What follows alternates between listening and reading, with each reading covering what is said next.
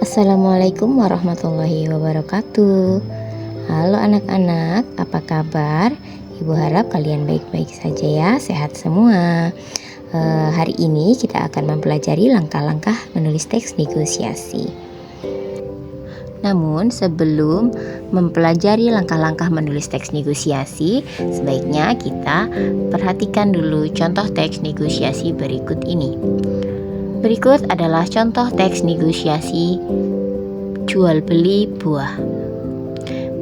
Di situ ada negosiasi antara penjual dan pembeli dan sudah dilengkapi dengan strukturnya, yaitu orientasi, pengajuan, penawaran, persetujuan, dan penutup.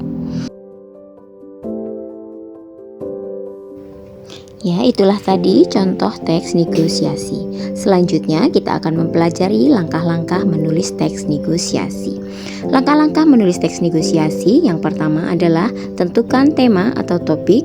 Kemudian yang kedua, tentukan pihak yang terlibat. Ketiga, tentukan perbedaan kepentingan antara dua pihak.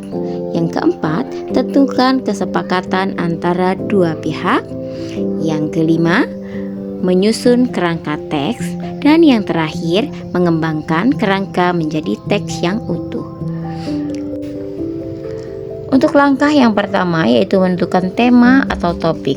Namun sebelumnya kalian harus membuat terlebih dahulu tabel nominasi tema atau topik. Di sini kita ambil contoh negosiasi tawar-menawar buah dan negosiasi tujuan tempat rekreasi. Kemudian untuk langkah yang selanjutnya, yang kedua yaitu menentukan pihak yang terlibat. Di dalam negosiasi tentunya ada pihak-pihak yang terlibat.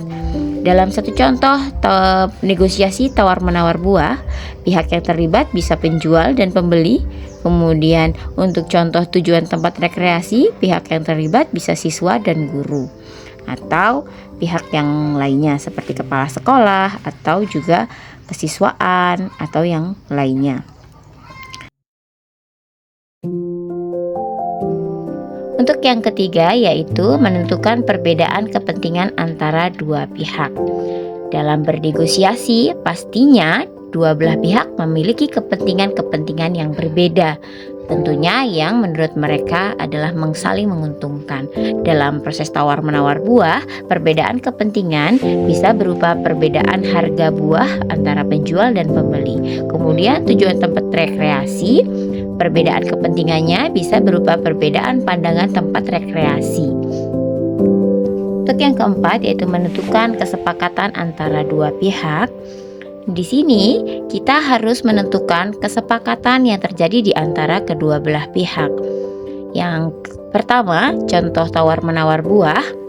Kesepakatan yang dapat ditentukan dalam negosiasi tersebut adalah berupa adanya harga buah yang disepakati dalam proses tawar-menawar.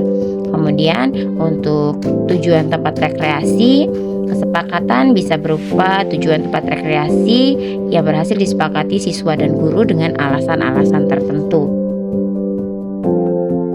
Untuk langkah yang kelima yaitu menyusun kerangka teks. Dalam menyusun kerangka teks negosiasi, kalian harus memperhatikan struktur yang ada pada teks negosiasi, yaitu orientasi, pengajuan, penawaran, persetujuan, dan penutup. Di sini kalian harus menentukan ide pokok yang ada pada setiap strukturnya. Tentunya dengan memperhatikan adanya perbedaan kepentingan antara dua pihak dan adanya kesepakatan antara dua belah pihak yang sudah ditentukan pada tahap sebelumnya tadi. Jika kalian sudah selesai dalam menyusun kerangka teks negosiasi, kalian dapat mengembangkannya agar menjadi teks negosiasi yang utuh. Tentunya dengan memperhatikan kaidah-kaidah kebahasaan pada teks negosiasi, yaitu penggunaan kalimat langsung yang ditandai dengan adanya tanda baca tanda kutip, kemudian penggunaan kalimat persuasif, penggunaan kalimat interrogatif, dan kalimat deklaratif, serta adanya pronomina.